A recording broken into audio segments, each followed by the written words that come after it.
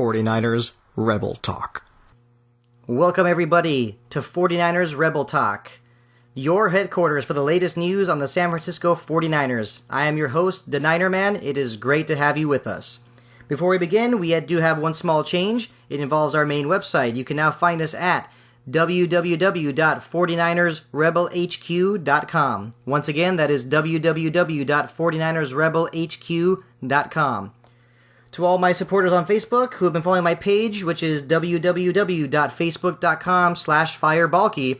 As of right now, we have 518 likes. Thank you for the support. I really do appreciate it. If anyone has any questions or concerns, please do not hesitate to send me an email. My email address is deninerman@49ersrebelhq.com. So that is DANINERMAN @49ersrebelhq.com. Before we get to our agenda, of course, I do want to send out another personal thank you, and that is to all my supporters who have been supporting me on my Facebook page. Remember, without you, my webpage, 49ersrebelhq.com, and this podcast, 49ers Rebel Talk, would not exist, and for that, thank you so much. Now to our important message. Remember, do not buy any merchandise from Levi Stadium, and also encourage others not to visit the 49ers Museum. We need to hit the Yorks where it hurts most. And as you all know, as long as the Yorks own the 49ers, my webpage and this podcast will exist.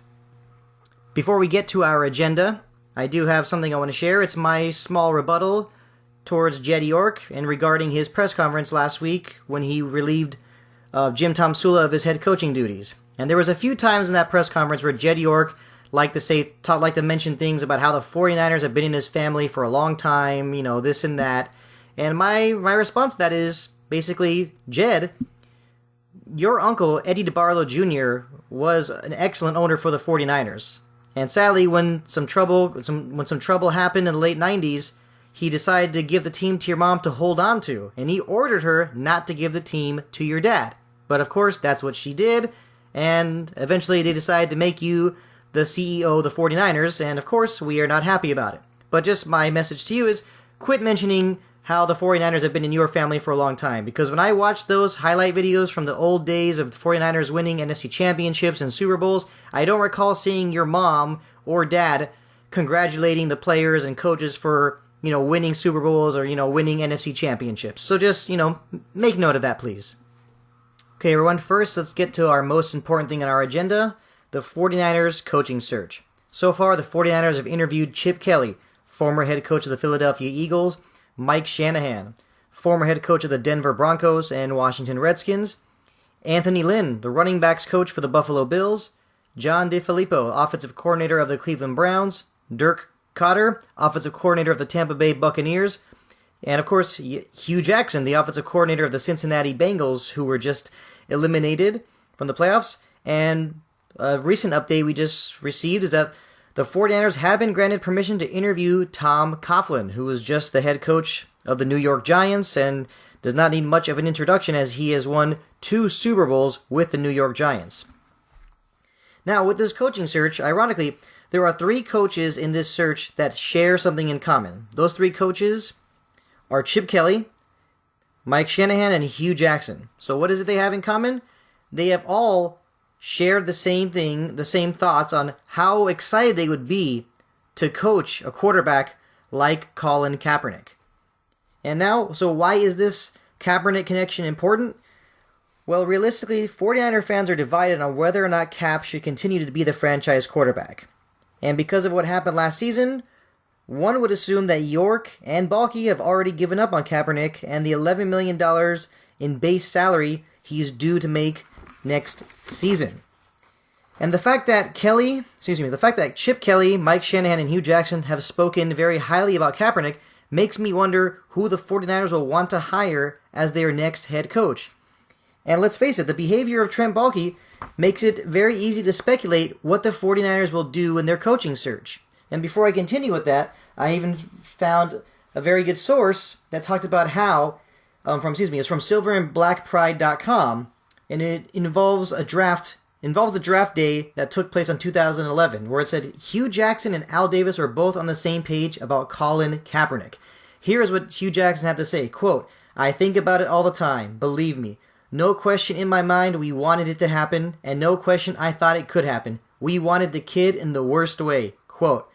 As we see right there, Hugh Jackson really speaks very highly of quarterback Colin Kaepernick. And now, getting back to Trent Baalke, like I said, my concern is, the behavior of Trent Baalke. Like I said, it makes it easy to speculate what the 49ers will do in their coaching search. And as we all know, Baalke's rift with Jim Harbaugh was huge in the 49ers parting ways with Harbaugh. And there were rumors in March 2015 that he was entertaining trade offers for Kaepernick. The Bears and Eagles were mentioned as the interested teams, and no surprise that the Eagles were mentioned because Chip Kelly was actually the coach of the Eagles at that time. A report from the BayAreaSportsGuy.com reveals that in 2015 also, that looking back at that same 2011 draft, it was revealed that Trent Baalke wanted Andy Dalton, who is currently the quarterback of the Cincinnati Bengals, but Jim Harbaugh wanted Colin Kaepernick. So we could see right there that already at those times, Baalke and Harbaugh were at a disagreement.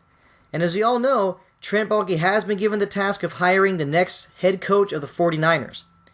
But what I want to know is, will he hire a coach that is best for the job, or is he going to hire a coach that is okay with releasing Colin Kaepernick? Basically, is Baalke going to hire a coach that will do what he wants only? Because as we all know, we already saw that things didn't work out well with Baalke running the show last season. And it seems that many people would agree that Tomsula really had the backing of CEO Jed York and GM Trent Baalke.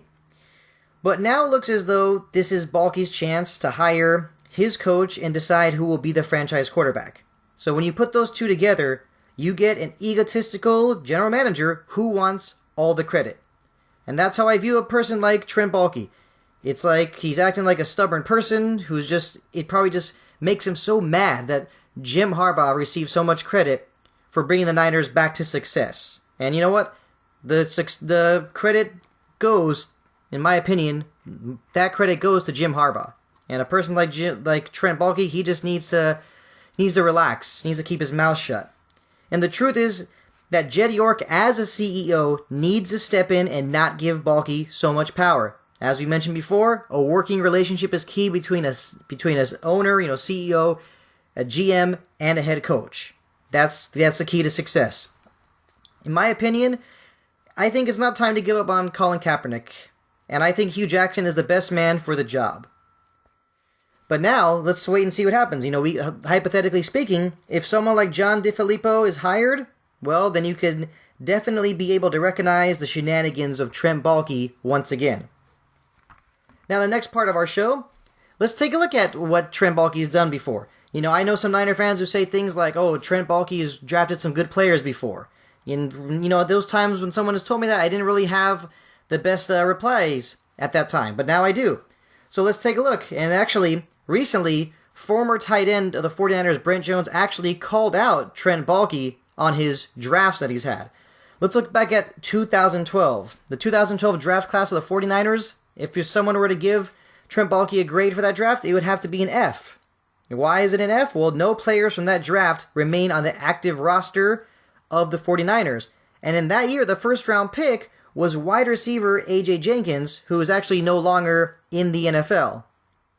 In 2013, I would say a C, a solid C. 6 out of 11 players are currently on the active roster.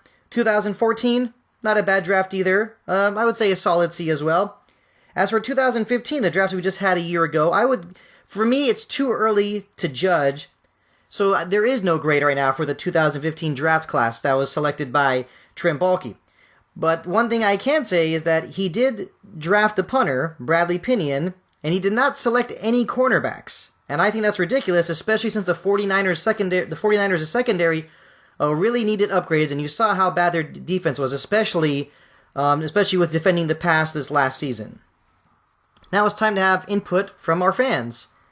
A few days ago on my Facebook page, www.facebook.com/firebalky, I put a post up there because I wanted to know what the 49ers fans were thinking. I wanted to know who they thought would be the best person to be the next head coach of the 49ers.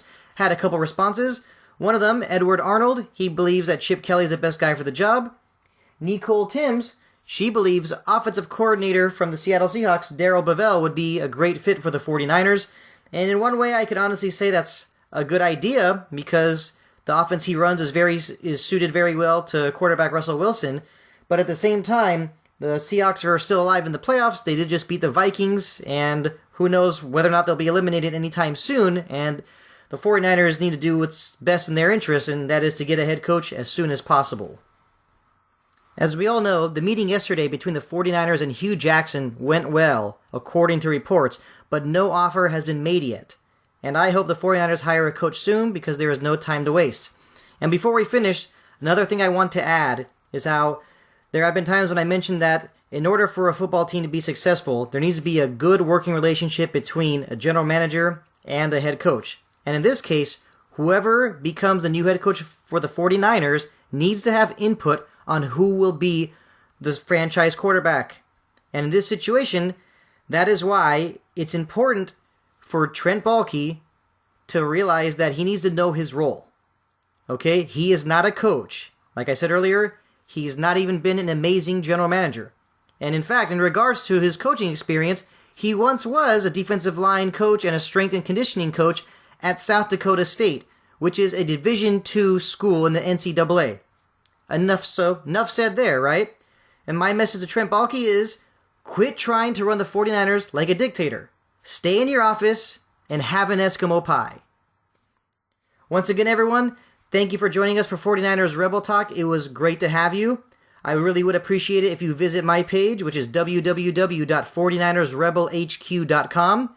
I definitely appreciate the support. I hope the support continues also on my Facebook page, which is www.facebook.com/firebalky. And like I said to start the show, if you have any questions or concerns, please do not hesitate to send me an email. My address is deninerman@49ersrebelhq.com. That is DANINERMAN @49ersrebelhq.com. Thank you again, 49er Faithful, for listening to my podcast. And once again, thank you for the support. Without you, this podcast would not exist. Thanks for listening. Hope you'll be here next time. For 49ers Rebel Talk, this is Deninerman. Over and out. The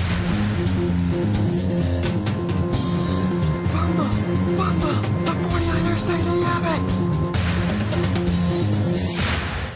49ers Rebel Talk.